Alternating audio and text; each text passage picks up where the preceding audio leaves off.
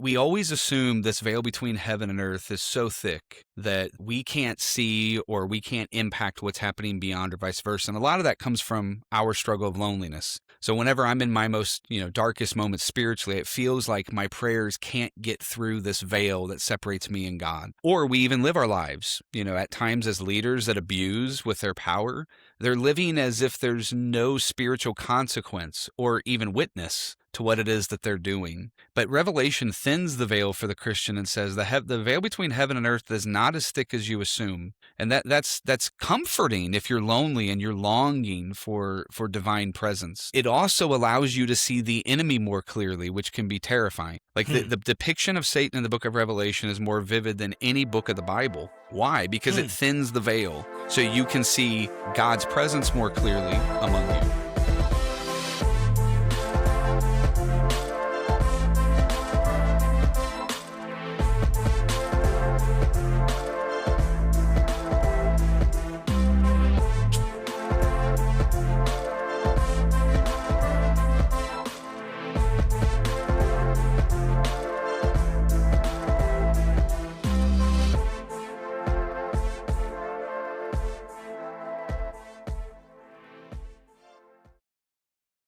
Hey guys, welcome to another episode of the Faith Roundtable, where we explore issues at the intersection of faith and culture, talk to all sorts of scholars and leaders and thought leaders, pastors, to figure out what's going on in the United States of America in terms of Christianity. What's up with these Christians in America? And so we're trying to figure that out. And but we're super excited to have on our program today Dr. Shane Wood. He's a New Testament professor, scholar, pastor, and theologian whose work focuses on Revelation, early Christian identity, and the intersection of scripture, power, and imagination. He serves as associate professor of New Testament at Ozark Christian College and is the author of Thinning the Veil, which we're going to talk to him about today. It's a theologically rich and pastorally grounded reading of Revelation. And so his work focuses on combining serious historical scholarship and pastoral clarity, helping ordinary Christians see Revelation not as a code to crack, but as a story meant to form who we become. Come on, somebody. What did you think about that introduction, Shane? That was a mouthful, man, and I apologize that you had to say even half of it. So. I enjoy it. It's cool to let people know what's going on. It's always fun to read it and see how the guests react to it. Like sometimes people like it, sometimes people can't stand having their.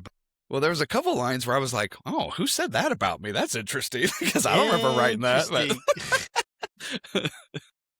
Oh, that's funny. So, I am ready to get started, and I'm really happy to jump into the book, Thinning the Veil.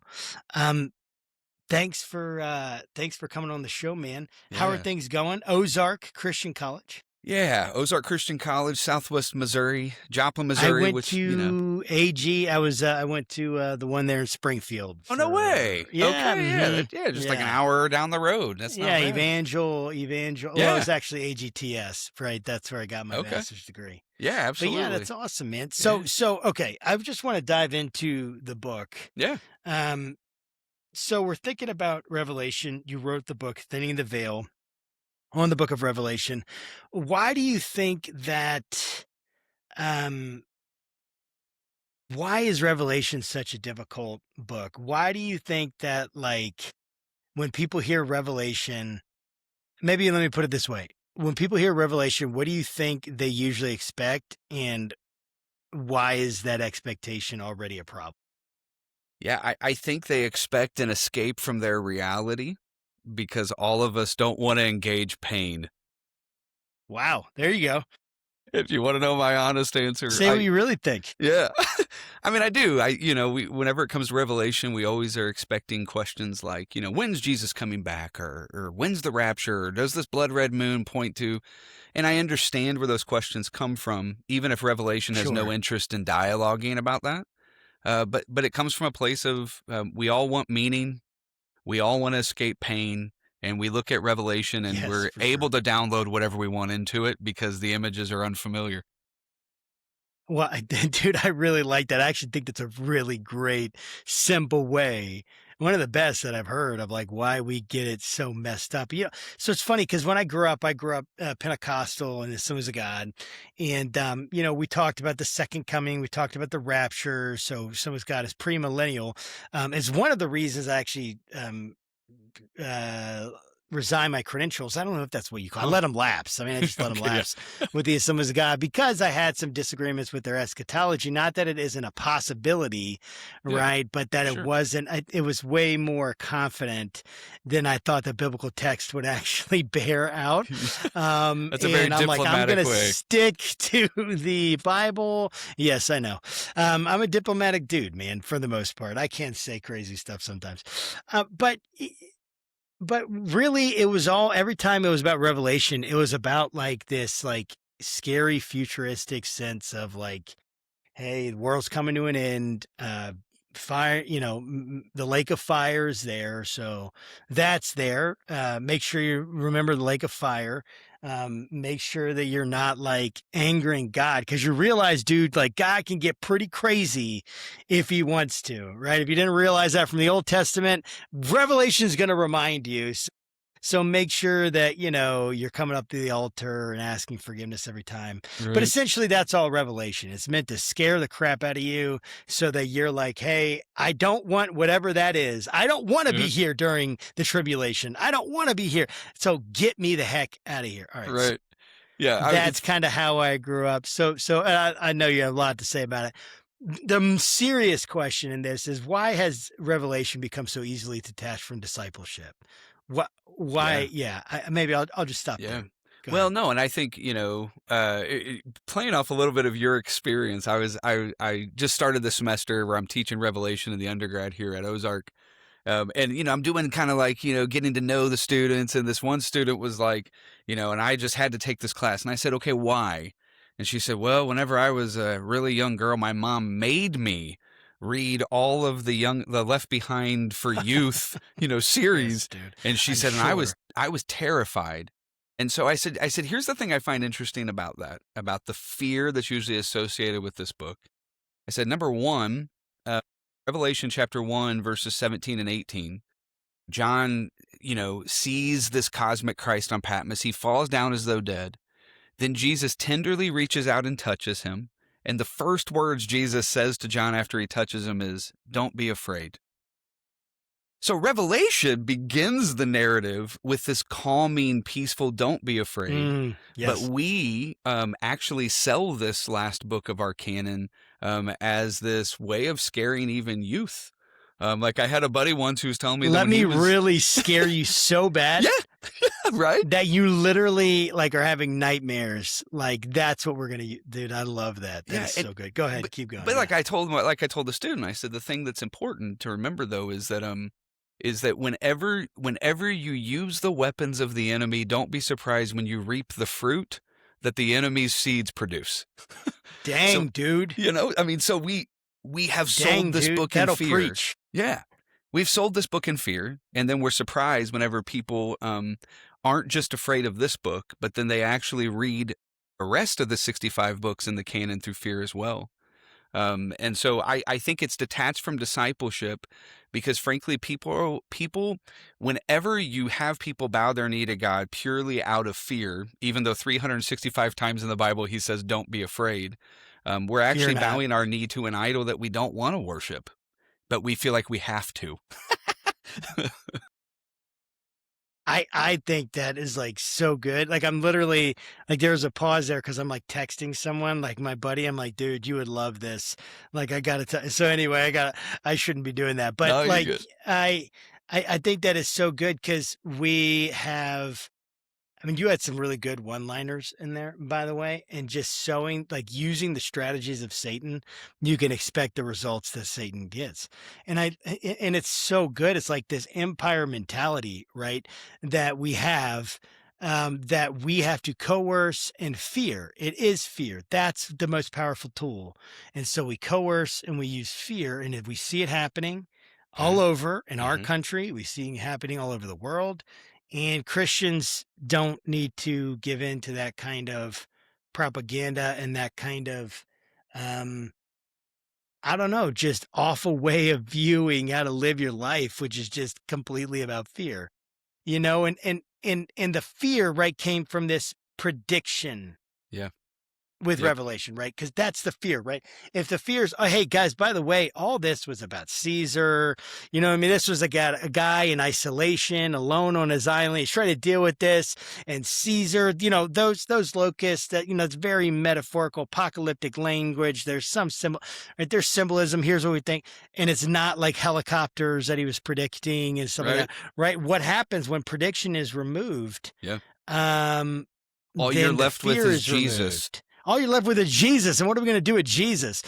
We need fear. Right. Okay. So what do we lose when Revelation becomes about prediction though, Yeah. instead of formation? Yeah. We Because we're kind of overlook. joking about it, but it's very No, you're serious. right. What do we No. lose?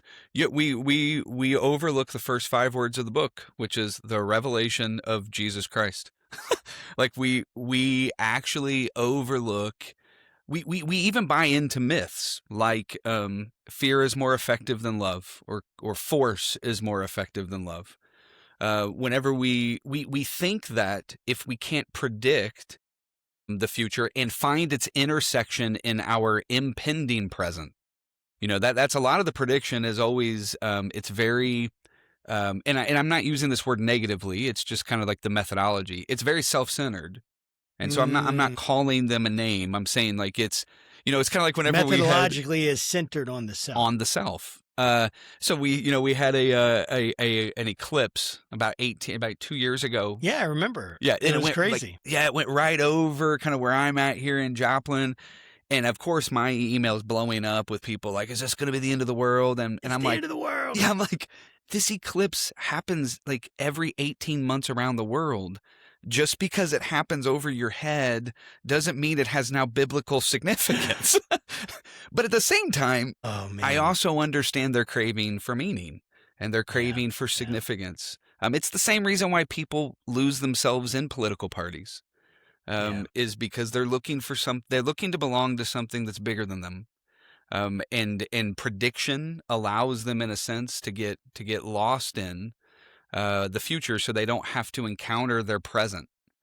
Because a lot of times when we look in our presence, we find a lot of disobedience or calls to vulnerability we'd rather avoid. So punt it to the future. Absolutely, dude. We don't want to figure that out. Hey, give that to someone else. That's right. Give That's that to right. our children and children's children. We seem to do that with quite a bit of things, don't we? Hey, Yeah. let's punt to the future. I think it's brilliant the way that you've approached the book. Number one, I think it's the correct way in the sense methodologically. Now, I understand that people can come to different conclusions, but I want to emphasize the methodology of coming, and what you're trying to do is understand it in its original context, which of course anyone who's really like trying to be serious about the Bible should understand. That if they don't already, that is the absolute most important thing you can do, is understand any piece of writing in its context and historical context. So you're doing that, but like this idea that we're trying to come and understand, come to the text and understand that this author is trying to address an issue in his life, That's right. Yeah. in his contemporary situation, and what's happening around him in the world of his time. And the idea, just think about the idea, like for anyone listening, like, do we really think that God would put something in there that would only have significance to his people who lived 2,000 years ago, and we just are 2,000 years later, and we just happen to be those people that it has significance for? It's like, you're right. It's a self-centered methodology, and it's not good. It starts with the self instead of starting with the text. Yeah. So let me get to the question, Yeah. right? We're thinking about this future, right? In your book, what I appreciate it is about, it's not trying to decode Revelation as some secret map of the future, Hmm. right? But what is the book trying to do for our reader and to our reader, so that they can kind of get a sense, or people listening, what are you trying to do? Okay, you're not going to decode Revelation in the sense of like some future thing that's happening right now, or Hmm. some weird Left Behind series stuff. You're taking a different approach. What is the Yeah. book doing? Yeah. No, I affirm everything you just said there. I think one of the dangers in biblical study is hijacking conversations, thinking that that's actually the point of it. By God's grace, we're Right, overhearing a right, right. conversation between a pastor and his people. And that's the true with Paul. That's true with Peter. Absolutely. That's true with Revelation.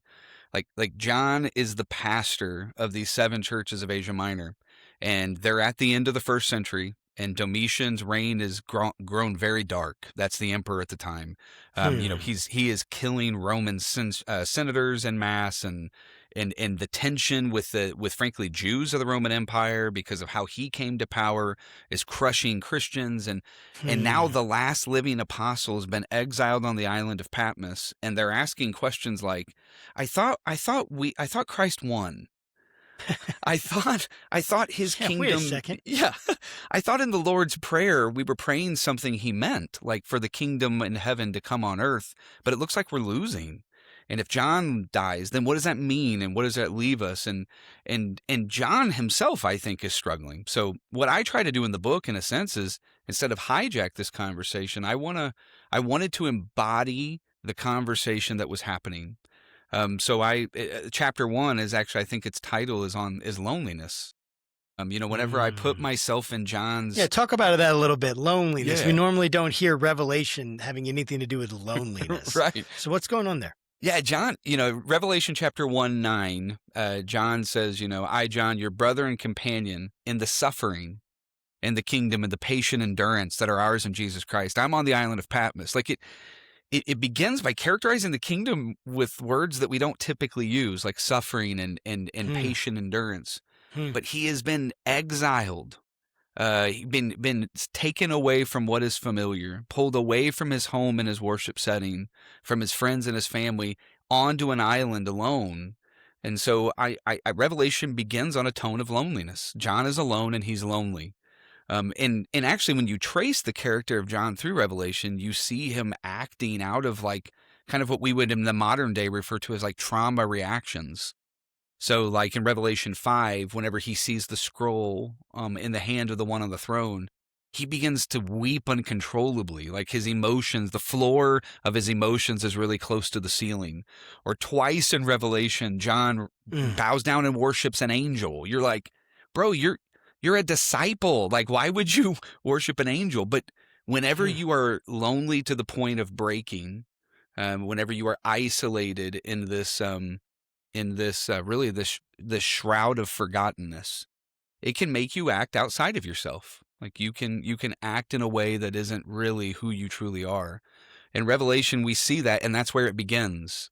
And that's why, for me, the beautiful note that Revelation begins is on his loneliness, but also how God pierces that loneliness with his presence if we just have eyes to see, and ears to hear.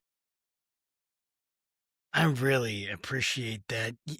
Why do you think that Revelation, like, why is it so important that it's about formation and identity and shaping our imagination rather than simply providing information about, again, moving away from the information model of it's just information about the future to prepare you for something, right? Actually, no, it's more something that's happened that now can be shaped, and shape our imagination reality. Why is that such an important shift? Yeah, because information helps you answer questions on a test, but transformation helps you figure out how to live no matter where you are or when you are. And revelation, if we do by overhearing, if we are targeted by revelation, its goal is always going to be way bigger than to give you a piece of information. It's at that point all we would need is revelation just to be another Chat GPT AI something. Revelation's goal Right. though is not to inform me; it's to transform me. It's to actually meet me in the brokenness of my own loneliness, and then to guide me into spaces of transformation where, regardless if I'm under a Babylon or a Rome or I'm living under a place with religious freedom, I know how to be faithful to Christ in the way that He's been faithful to me. But information. If we do receive information from Revelation, it is a vehicle for a transformation that's far deeper. I I really like that. because it gets at something to me that's like information is neutral essentially until we have either right applied its lesson, understood its significance, and brought some kind of application into our life where it's making some difference. Information kind of all has that, and maybe that kind of flavor to it or characteristic to it when it comes to our interpretation of it. I mean, I'm not talking about like just objective reality and how like we can bump up against objective reality sometimes, and it doesn't matter what our interpretation of it is, right? It could Sure, be sure, wrong, right? I'm just saying, like, thinking about information has to be, any data has to be given meaning. Meaning has to be, it's interpreted, right? Essentially. And I think that looking and understanding, like, yeah, this, even if it was just information, let's say it was information about some present, like, or some future thing, let's just say for the sake of argument. mhm, I know that's not what you're saying, sure, and I agree. I don't think that's the case. But let's say it was, then even so, then it would still have a significance of how you live your life now. exactly right. And I think even like taking, it's like a shift in our mindset to take, hey, this information, like I'm going to start digging into it more and understanding its significance. Like, Yes, okay, that's great. I understand its meaning, which is important. You don't have significance without meaning, but now I need to understand significance, which I'm kind of, I think it was Hirsch that talked about that. I'm JD Hirsch, maybe I'm trying to remember. I'm sure, forgetting now. yeah. Anyway, back No, to like Rebel. Oh, go ahead. Yeah. no, I think what you're saying though is essential. Like, so, there are moments in the Bible. Let's take like the book of Daniel, where there is a clear prediction of like these four successive kingdoms that are coming, and Right. it Right. even spans like a 600-year period. But what you're asking is the right question. But what's the purpose of that? Is God just flexing? Like, is he just showing like, hey, I Check can it out. right, I'm this cosmic fortune teller in the sky, and like, no, he is allowed. It becomes a prediction, becomes a vehicle for in service of something greater. So I always say that prophecy, all prophecy, Old and New Testament, it always has a threefold purpose: to reveal who God is, what God desires, and what he demands of his people. I like Always. that. Who Yeah. God So is, what he who God is, desires, what he demands. yes. Because every prophecy is expecting a response, typically of repentance, from a rebellious people that the prophet has been asked to Hmm. speak to. So in Yes. Revelation 1:3, when it says, blessed are the words of or blessed is the one who reads aloud the words of this prophecy, immediately they know that it's going to be a confrontation. Prophets confront Hmm. rebellion. They Right. don't just point to the future and just say, good luck when that happens. And that's why in Daniel and Ezekiel and Isaiah, you get the most vivid pictures of God. Isaiah 6, you enter into his throne room. Why? Who he is the corrective of the Hmm. disciple that's gone astray. It's a Christ follower of today who is offended by the Sermon on the Mount. A prophet would come to that person in America today and say, if you're offended by the Sermon on the Mount, you need to question the first six letters of the word Christian that you're putting on your name tag, because this isn't Indeed. a political statement. This is our constitution as a Christian. It's the Sermon on Yes. the Mount. I mean, yeah, yeah, absolutely. Yep. And so that's where the prophet says, you must have forgotten who Christ is, and you must have forgotten what he's desiring, and that is this restoration or bringing of heaven to earth. And then you've forgotten what he demands of you as his people. Because typically we forget that Christianity is also founded upon not just the fact Jesus is a savior, but he's your Lord and he's expecting you to do things on behalf of his kingdom. I so I when you're talking, I was thinking about how so often we just we read something in the text, we move on from it, we don't think about what it's like. To our point, we don't think about the significance in our life, and we don't do deep reading, and we don't try to really understand. It's like it's the first time we get like um some kind of explanation that suits us, we're moving on from it instead of taking time to really push into like what's going on here and what kind of literature is this, right? Because it's like he's preaching to these churches, right? He's got these churches or writing to these churches. He's their pastor, right? And in this prophecy, right, he's calling these churches back, right? This in this prophetic move, but then all this other stuff comes off of that right after these first. And I think probably something of this has to do with the idea of thinning the veil. um what is thinning the veil? And like I guess I'm trying to ask why you named it that way, but it's really for our audience to share that with our audience. But it's really more like what's the significance Yeah.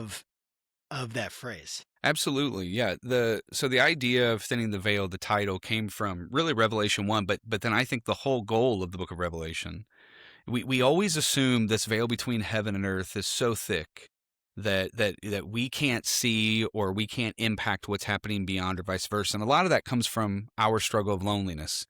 So whenever I'm in my most, darkest moments spiritually, it feels like my prayers can't get through this veil that separates me and God. Or we even live our lives, at times as leaders that abuse with their power. They're living as if there's no spiritual consequence or even witness to what it is that they're doing. But Revelation thins the veil for the Christian and says the veil between heaven and earth is not as thick as you assume. And that's comforting if you're lonely and you're longing for divine presence. It also allows you to see the enemy more clearly, which can be terrifying. Like Hmm. the depiction of Satan in the book of Revelation is more vivid than any book of the Bible. Why? Because it Hmm. thins the veil so you can see God's presence more clearly among you. Like in Revelation 1, it says in Revelation 1, verse 12, whenever John looks and sees this voice speaking to him, it says he sees this one like a son of man walking amongst the lampstands. Well, in verse Hmm. 20, it says the lampstands are the seven churches. So it actually shows Christ walking amongst us. But Hmm. in Revelation chapter 12, it also says, well, let me thin the veil for a different purpose. And it depicts Jesus's, the birth of Jesus, Bethlehem. But there's this dragon that's present and he's looking to devour the Hmm. baby. And so we're at Christmas and we're singing about a silent night and a holy night. And Revelation goes, yeah, but if you thin the veil, it was actually this cosmic war that was raging whenever Christ became flesh in the manger. So when you thin the veil, it allows you to realize God is present with you, which if you're lonely, or frankly, you're being obedient, that's deeply comforting. If you're disobedient, that's terrifying to see how close he is. So that's where, 5 out of the 7 churches of Revelation 2 and 3, Jesus says, I know your deeds. And I always tell my students, man, in red letters, there can be nothing more comforting or more terrifying, where he's like, I saw what you did. Right. But it also allows us to see the enemy clearly. And this to me is such a key point I try to bring out in the book, because I think especially in America today, this can get lost. A lot of the times it's tempting to believe, especially with the Christians we're struggling with at the end of the first century, that Rome is the problem.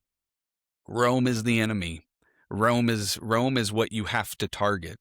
And Revelation says, yeah, but don't forget Rome's like too small of a target. Like the Hmm. dragon and this unholy trinity that has been behind Babylon and Egypt and now Rome. That's who you have to target. And there are very specific weapons about how you kill this enemy. In Revelations, like, I'll give you a hint. It doesn't have anything to do with fear. It doesn't have anything to do with violence. It doesn't have anything to do with being right. It has to do with sacrifice and living in the shape of a cross. Or as Revelation 14 says, it has to do with being willing to follow the Lamb wherever he goes, even if Hmm. it's onto an altar. And the problem is that we look at those and we don't think that. So Revelation thinning the veil, it also is redefining words we have solved already, like power and victory and sacrifice and reigning and suffering. Like we think suffering is evidence that either God has abandoned us or we're losing, or maybe our faith is gone astray. But actually, suffering is how we destroy the dragon. Revelation 12:11 says they overcame the dragon by the blood of the Lamb, his suffering, and by the testimony of the saints who would not shrink from death. So thinning the veil allows us to see God clearly, the enemy clearly, and how to fight this war. I'm just like sitting here thinking um, about this because so many different like as you're talking, so many different questions came into my head. That's one of my problems is I just like have so many questions that Like come into log my head. And then jams. I'm like, which one do I want to ask? And then I'm like, oh, wait, he just said something else that made me want to ask a question. Then I have the questions that I actually wrote down to put. And then I'm like, which one? So it's like, it's crazy. And I love it. I love it Um, too. so I was thinking about the veil. Okay. And the veil, and I know I'm going to ask you like an unanswerable question in a sense, but it's also a question to get us like just kind of thinking about. I think it's a worthwhile question to ask. What is this veil, right? That's there. And, how does Revelation really reveal reality rather than escape for it? Or maybe it's even, how does it help us face reality instead of like escape from it? Because that's kind of the first thing you said right at the beginning of this is like, this is like we treat it like escapism. This isn't about escaping, and we treat Revelation this way because we want to escape and we don't want to face the pain. So kind of what is the nature of that veil? And I know you're talking about it, that Revelation gives these different interpretations of reality, but maybe you could go into a little more depth for us on how it does that. Yeah, man, that's a great question. Here's why I love it. It actually goes in multiple directions. Part of what I would say that the veil I would give two answers to that. First of all, I would say part of the veil is that, especially in the modern West, so the Enlightenment formed America, we have this in the church and outside the church. We have this materialism way of thinking of reality, that what you can see is completely divorced from what you cannot see, if there is even something you cannot see. Now, what I think that's interesting about that is, like, our discoveries of like quantum physics and things like that. We know there's much more of what we cannot see than what we can. And Hmm. yet, we still live our lives in a way in which, like a lot of times we live as functional deists, to use a fancy term.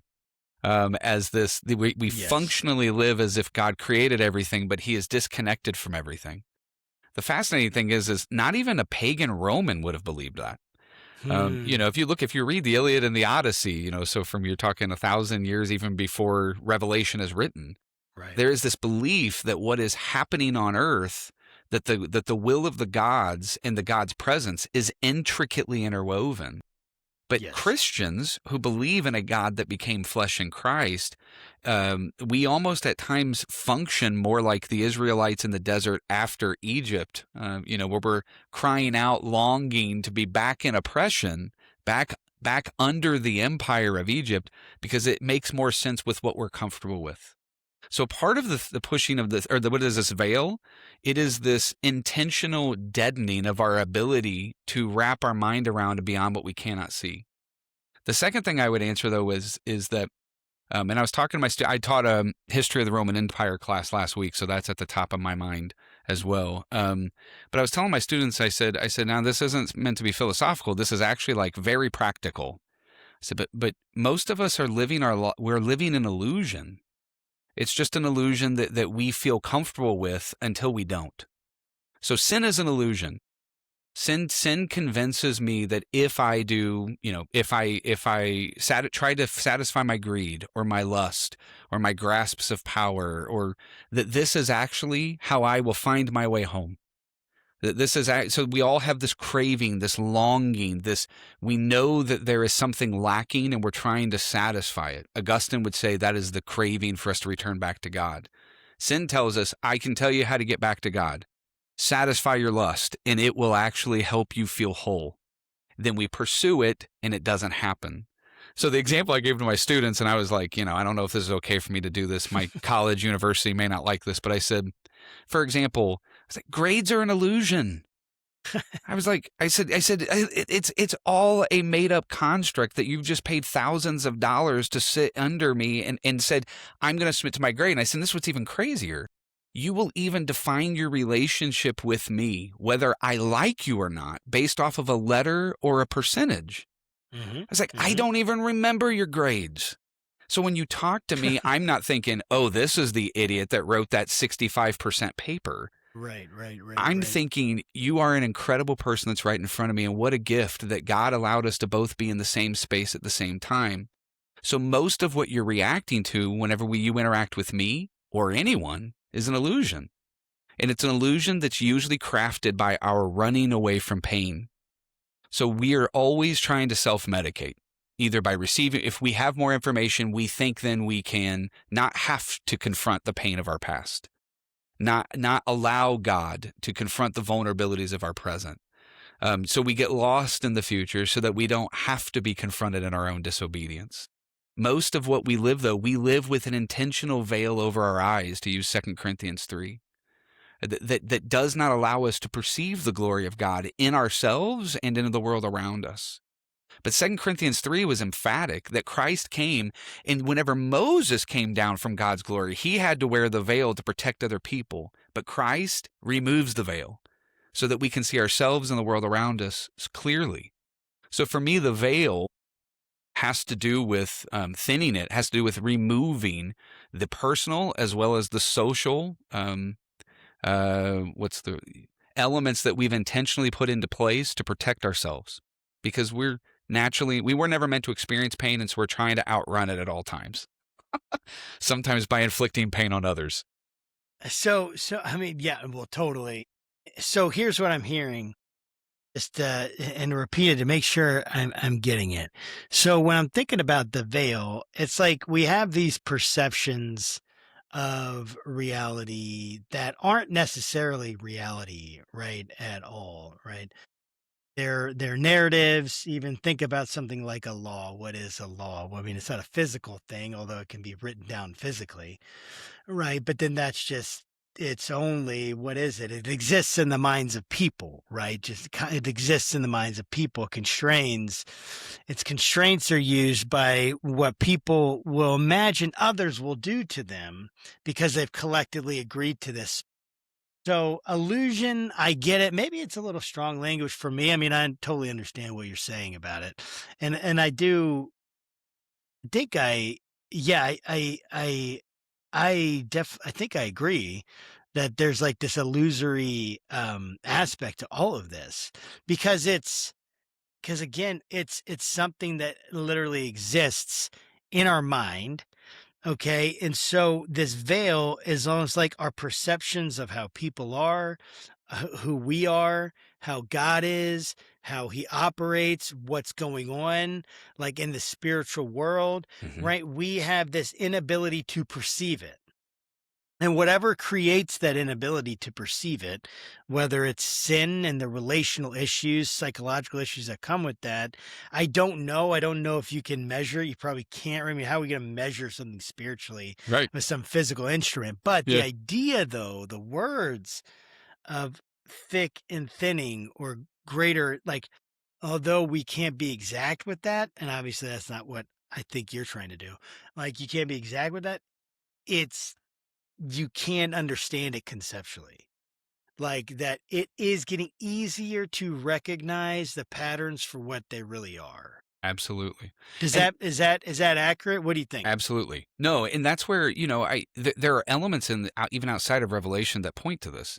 Like, why is it, and I can't help but reflect on this whenever titled the book. Why is it that when Jesus died, the veil between the Holy of Holies and the rest of the temple was torn? Why did he do that? Like that seems to be a throwaway detail until you realize that the entire incarnation's goal is to pierce this illusion that has frankly imprisoned humanity. So, like Hmm. for in a previous book, I've wrestled with this, and it comes out some in Thinning the Veil. But I do not believe that to sin is to be human. I believe that to sin is to be less than human. And where did I learn that? Jesus. Like Hmm. Jesus was fully human, but he was sinless. And so I've actually believed the illusion. Like whenever I sin or something, I'm like, well, I'm only human. No, actually, I'm less Right. than human when I sin. And where did I learn that? The only truly human person that has walked this earth and given me the opportunity to do it as well. So I'm learning a new grammar whenever I come into being discipled by Christ in through the Holy Spirit. This is John chapter 8. You know, Mm. Jesus asks the teachers of the law, "How come whenever I speak, you can't understand the words I'm saying?" It's because I only speak truth, and your dad's the father of lies. He's like, I'm speaking a You totally, learned you learned the language of lies from your yeah, father is where you absolutely. learn language, right? And so this is why, this is why whenever you start to understand that that's part of the illusion, that even the solutions to our problem are actually a part of the deception of the enemy. So, Chris Hedges in his book, War is a Force That Gives Us Meaning, points out there's only 27 years in recorded civilization where we don't have a war, but we still believe it's going to solve our problems. Like, like there's a part of this where I'm going like, no, that's why is that? Well, it's because it's a part of the illusion. Yes. So in Revelation 13, after Jesus has been unveiled for 12 chapters, the illusion starts again with the beast from the sea who comes out, and Mm. then an image is made of him that is animated by the beast from the earth, and people worship it, and anybody that doesn't, he'll kill him. Revelation 17, you have this prostitute who's riding a beast who goes to war with the lamb, but the one that kills the prostitute is the beast. The lamb didn't. Why? Because the enemy has this native tongue of deception and violence and grasps of power and greed that we actually are convinced is the way home. And when Revelation thins the veil, it says, I don't know if you know who you are. I don't know if you know who God is. And I don't know if you know who the true enemy is. But whenever all this is revealed, it corrects more than just information. It corrects the way in which you treat your neighbor, the way in which you speak to your enemy, It affects our life, right? everything. I mean, Yeah. it affects, yeah, how we interact with the people around us, how we talk to our neighbors, how we treat the neighbor across the street, and whether we help them when they need help, and how we work in the school system that we're in and treat the people that we interact with. It's all over the place. And I can't escape. Like when I was reading your book, I want to jump to a little bit of move on in the subject of with your book. And one of the things that I loved was one of the strongest themes was that Revelation exposes false power.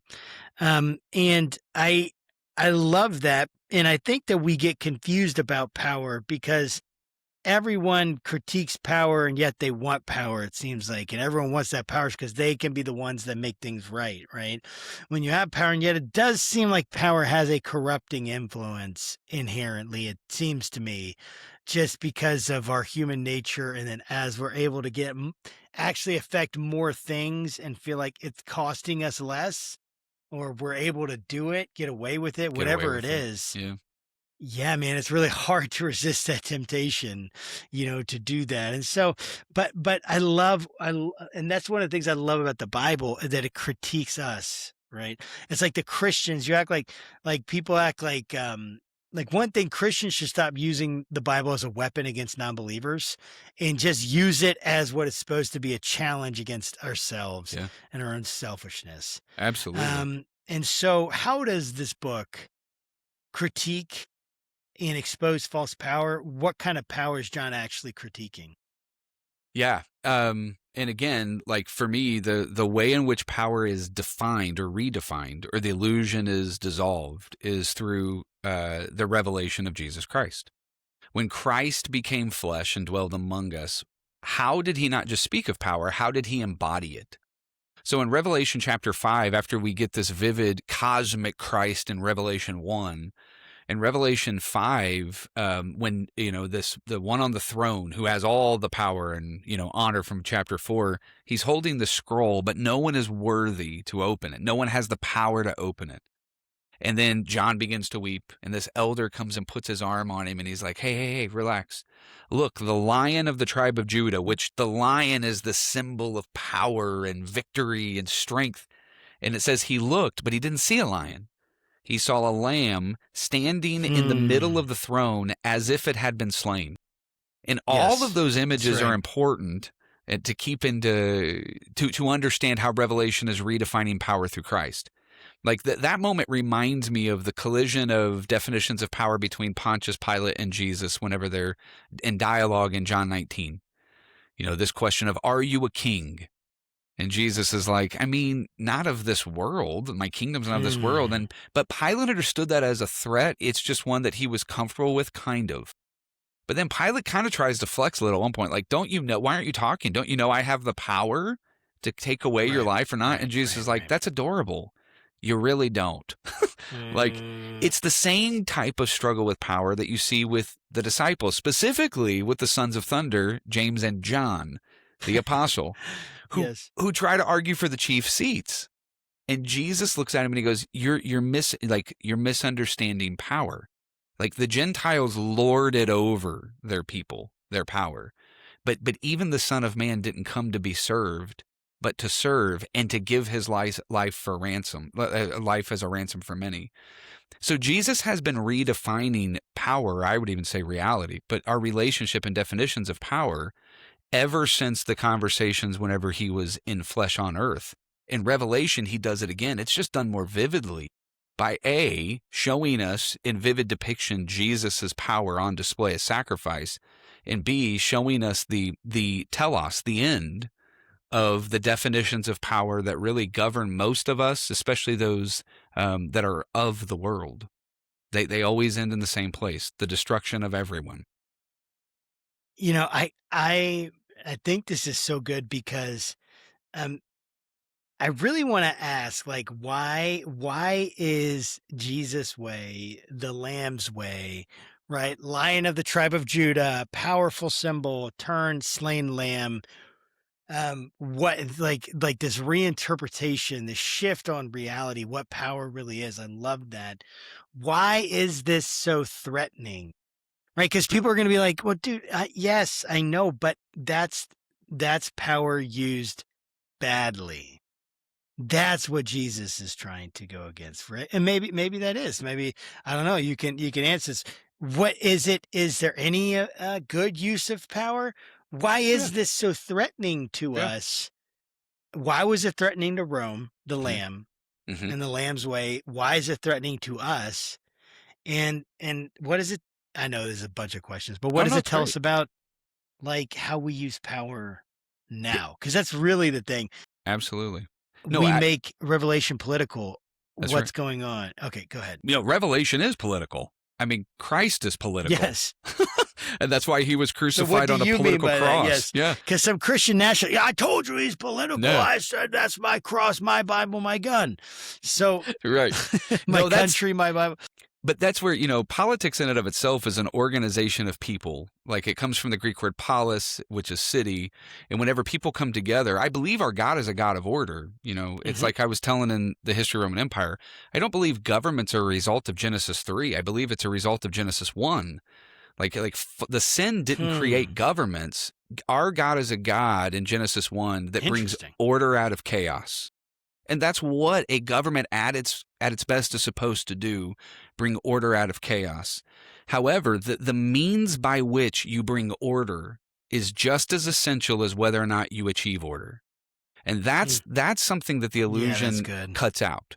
Because we think if we use the weapons of the enemy to bring about order, that at least we got to order. No, Ends justify the means. right. But like I tell my students, I said, but the end never justifies the means because the means defines who you are when you get to the end. And Ooh, and dang, dude. and this is Genesis 3. The idea of whose idea was it like for us to be like God? It was God's idea. Genesis 1:26. I'm going to create them in my image. But how we become like God is not stealing from a fruit from a tree that he told us not to. The moment you do that, you're now not like him. Even if you actually attain the knowledge that he has, you've now become something different, a distortion, somebody that's more like death than life. So when it comes to order, and governments, they're not inherently evil, but the means Hmm. by which you actually bring order is essential. And that is where power is not inherently evil. But how did Christ use his power? He used it to target the true enemy. And this is why Christians were such a threat to Rome, and frankly why Hmm. Christians are such a threat in any empire in the history of the world, is because we don't buy into the illusion of the power. Yeah. Like Pontius Pilate lost all power with Christ whenever Christ literally said, "If you need to kill me, it's fine." Like if the threat of death doesn't ultimately cause a person's need to bow, Exactly. then what really exists? Not that, I mean, not, yeah, there is not a threat that you can do. It's like when Jesus said, right, in Hebrews, when the author of Hebrews said, right, that Jesus set us free from the power of death, or from the power of him who holds the power of death, that is the devil, right? He, like the devil holds this ability to condemn us because of the law, because of death, because death is the just, right, the just punishment for a violation of the law and the sin against the creator, cosmic sin, or whatever you want to say, right? However you want to think through that, death is this result. And when Jesus like conquers it, right, what happens? We don't have to be afraid of death. And if we're not afraid of death, then we're not able to be controlled, essentially. And that's where even And that's real power, is that's it not? exactly right. And that's where even so it's one of those things where it's like, why were prophets bold enough to go speak directly to a king and tell them they're wrong? It's not because they had courage, it's because they could see through the illusion. And they can say like, no, like Yahweh, he revealed something to them exactly. And so it's about what like, was real. that's right. And if the emperor kills them, they win. So being honest in the moment is not hard because ultimately there's nothing the king can even offer you. There's nothing the emperor can offer you that you're lacking. So now the perfect love that casts out all fear, that comes from the one that truly holds sovereignty and power, becomes the means through which you can sacrifice your very life in the name of a power that attacks the true enemy, and that's Satan himself. Like Satan, this is why when Rome fell, Satan's kingdom kept marching on. And so if we reduce the goal of Revelation to the fall of an empire, we've missed the empires are collateral damage in a much bigger war. But the empires are capitalizing, they're parasitically, like parasites on a host. They are Hmm. capitalizing on a short-term gain in a long-term tragedy. The short-term gain, this cheap power that gives them prestige and prominence in their own image. But Hmm. long-term, they're going to be another casualty along this long path of Babylon, Egypt, and Rome that this unholy trinity leaves in its wake. And Christ just Mm. pierces through this illusion so that now we can actually truly live in the shape of a cross, even amidst a tyrannical government or a government that loves you. It just doesn't matter. Hmm. The government's disposition towards you might change, but your mission is unaltered. Dude, that is true. And I believe that, even though that kind of freaks me out, to be honest with you, but I do believe what you're saying is true. That resonates pretty deeply, actually. I'm going to ask the question. It's kind of the golden question. We're coming up on time, but here's kind of a big question. We can take this to the end of our conversation. How should Revelation shape the way that we think about politics? I'm just going to throw it there in our current political climate, our current political climate. Right. Currently, we have, whether you think this is a good thing, I'm going to try to say this as neutrally as possible. Right. We have ICE agents quite literally going and knocking door to door, knocking on cars. I know pastors who have had, they know people that have been, talked to, cars approached, coming to church. Um, I know ICE is in Virginia now, where I am, obviously, right? It's right there. And, it's there's a lot of fear right now. There's a lot of turmoil. There's some people think it's the right thing. Some people think it's the wrong thing. Um, and, of course, now there's been violence that's become very public, but really 32 people have already died in ICE custody, or through that, at least 32. in the last year. Now, that's not all people being shot by ICE or something. That's not what I'm saying, but those kinds of records are out there. There's a lot of turmoil right now. There's a lot of things that feel scary and uncertain. What is in our culture, American, current climate, how does Revelation tell us as Christians, followers of Jesus, to think about politics Yeah. right now? Yeah, the subtitle of the book Thinning the Veil is Encountering Jesus Christ. And that to me should be a collision that transforms everything. So for example, let me ask the same question you just asked, but let me ask it in an inverse. How did I respond to 9/11, Mm, where we had this mm, foreign enemy attacking us? I mhm, went to the Middle East the summer after 9/11 and evangelized. That's what I did. mm. Why? Because I genuinely believe the best way to respond to attacks is through the love of Jesus Christ, even if they choose. Like I was pulled into back alleys. I had guns pulled on me. I was even at one point we were locked in a closet. Like, and when you're in those moments, and yet you know that the worst they can do is kill you. There's a freeing. You're fighting the enemy. If I responded by killing the ones that killed the people that I love, Satan's kingdom walks away unscathed, Winning, winning. not even unscathed. I That's mean, exactly yes, right. unscathed and Yeah, they've actually advanced. at an advantage. That's right. Yeah. But if I actually respond to the ones that have come after me by going at them with the love of Christ, um, Satan's kingdom is teetering. Now, let me put it the inverse. So now, what I'm not suggesting is that if you are in some sort of dangerous or abusive situation, that you should do nothing to engage, respond. I'm not suggesting that. But what I am suggesting is this is my call to Christians today. I don't care what your political party is saying or doing. I don't care what the political pundits are saying or doing. When you encounter Jesus Christ, you are given a very clear way to live. You follow the Lamb wherever he goes. And not once do I see Jesus responding to any enemy with or to his neighbor with any Hmm. sort of aggression or violence. In That's fact, right. when Jesus is on the cross, there are his enemies at his feet who he prays for and asks God to forgive him. And then he has his neighbor who's a thief who actually he looks at and says, "Today you'll be with me in paradise." The movement and the ethic of our politic in Jesus Christ is very clear. The question is which kingdom are you actually willing to bow your knee to? Hmm. And so for me, this is like a lot of times all these political issues. I tell my students, I say, stop allowing Christian issues to become politicized.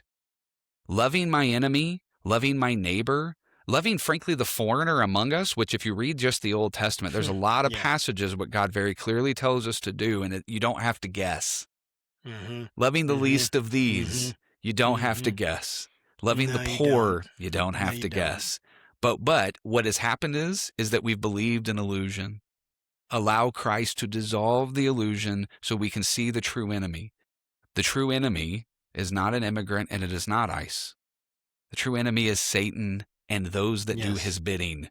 And how do we destroy Yes. them? Through forgiveness and sacrifice and love in the shape of Jesus Christ. Through exposing their corruption, the Exactly. corruption of their worldview, the corruption of their attitude, the corruption of their selfishness. I mean, the world will see. I mean, the selfishness is one of the things. The selfishness and the racial, just what I'm trying to think of the Nazi Party. It's not only just the selfishness. I was thinking about this in how it essentially was eating itself. I don't know. I'm not saying that right, but No, but you're right. it was going to destroy itself. It couldn't last because of its values. Its values were actually counter any kind of real survival and real kind of expansion.